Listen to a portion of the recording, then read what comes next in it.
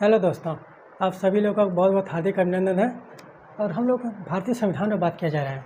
ठीक है, कल के लेक्चर में हमने संविधान के संबंधित जो चीज़ें थी उसको बताया, जिसमें कि अधिनियम जो 1600 से लेकर 1935 तक के अधिनियम को एक संक्षिप्त इतिहास में बताया कि कौन कौन सा अधिनियम हम लोगों को पढ़ने हैं।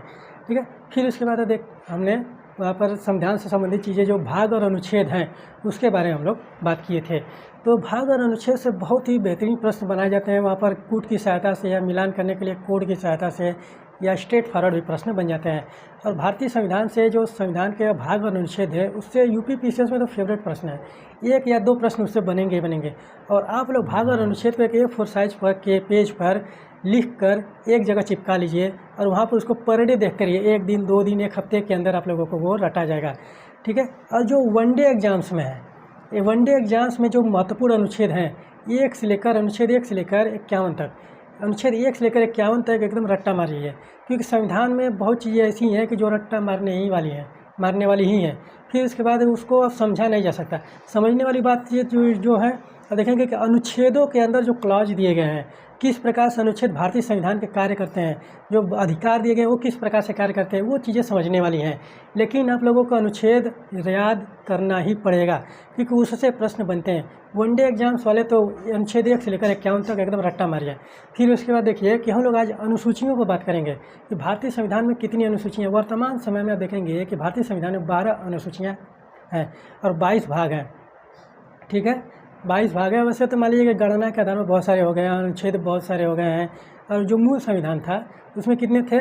मूल संविधान में जो संविधान संशोधन के बाद जो मूल संविधान बचा, ठीक है, कि जो बाद की चीज़ें हैं कि 22 भाग 395 अनुच्छेद 12 अनुसूचियाँ, ये प्रमाणित रूप से यहाँ पर देखने को मिलती हैं।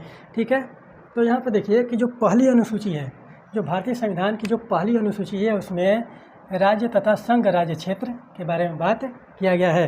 राज्य तथा संघ राज्य क्षेत्रों के बारे में बात किया गया है। उसके बाद देखिए दूसरी अनुसूची में जो मुख्य पदाधिकारी है, जो मुख्य पदाधिकारी जो है, महाधिवक्ता हो गया, महान्यायवादी हो गया, फिर नियंत्रक महालेखा परीक्षक हो गया, फिर राष्ट्रपति उपराष्ट्रपति हो गए, संसद के सदस्य हो गए, प्रधानमंत्री हो गए, उनके वेतन और भत्ते की बात करता है। फिर इसके बाद वही पदाधिकारी हैं, उनके जो शपथ और प्रतिज्ञान है वो तीसरी अनुसूची में दिया गया है। जो शपथ और प्रतिज्ञान दिया गया है, जो भारतीय संविधान में जो पदाधिकारी बनाए गए हैं, उनके जो शपथ प्रतिज्ञान है वो तीसरी अनुसूची में है। फिर चौथी अनुसूची में देखिए राज्यसभा में स्थानों का आवंटन, इसमें संघ राज्य क्षेत्र भी आते हैं। ठीक है, ये ध्यान दीजिएगा।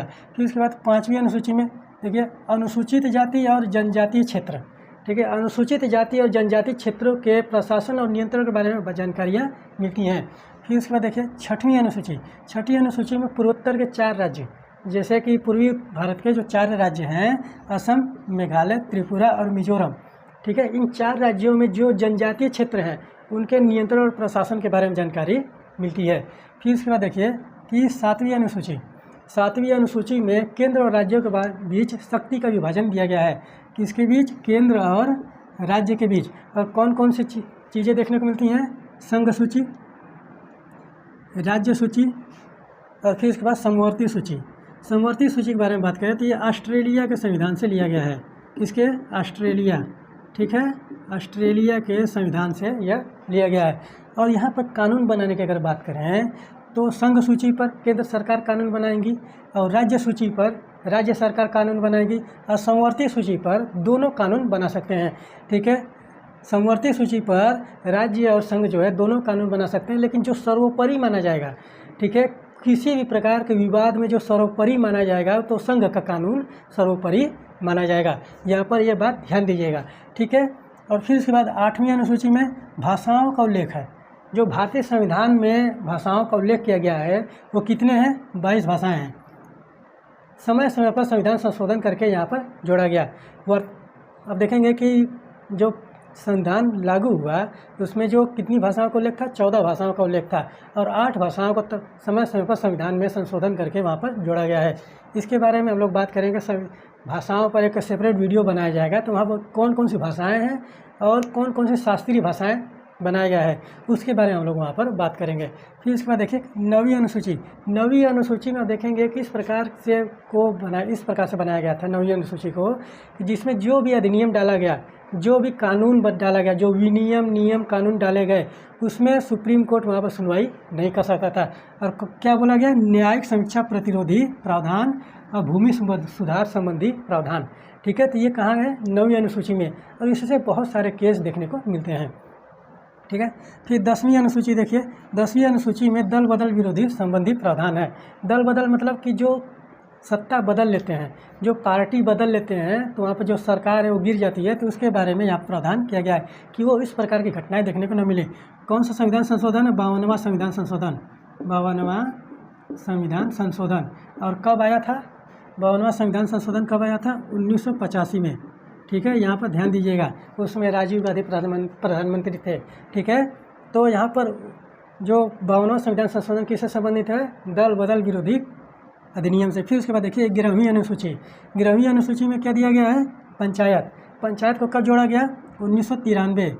ठीक है, यहाँ पर ध्यान दीजिएगा, 1993। और कौन सा संविधान संशोधन है, यहाँ पर बहुत बार पूछा गया है कि भारत में जो पंचायत है कब जोड़ा गया, 1993 में।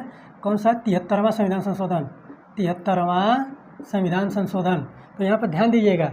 और यहाँ पर इस तरह से प्रश्न पूछता है कि थर्ड पिलर, ठीक है, भारत में थर्ड पिलर कब जोड़ा गया, तो कब जोड़ा गया, 1993। 1993 73वां संविधान संशोधन के द्वारा पंचायतों का गठन किया गया है, और वहाँ पर उसको थर्ड पिलर के नाम से भी जाना जाता है। ठीक है, भारतीय प्रशासन में। फिर उसके बाद देखिए 12वीं अनुसूची, 12वीं अनुसूची में नगर पालिका है। ये कब जोड़ा गया, पंचायत के बाद। ठीक है, पंचायत के ठीक के बाद उसको जोड़ा गया 1993 में। कौन सा संविधान संशोधन है, यहाँ पर देखेंगे कि 74वां संविधान संशोधन। अब पंचायत से एक सेपरेट वीडियो बनाएंगे, वहाँ पर पंचायतों संबंधित जितने भी प्रावधान हैं और जितने भी अनुच्छेद हैं, और फिर उसके बाद पंचायतों में जितने विषय दिए गए, नगर पालिकाओं के जो विषय हैं उसके बारे में हम लोग बात करेंगे। तो यहाँ पर आप लोगों के जो अनुसूचियाँ हैं भारतीय संविधान के, वो पूरा हो गई। और फिर कल हम लोग बात करेंगे संवैधानिक स्रोत पर, जो भारतीय संविधान के बनाने की जो प्रक्रिया है।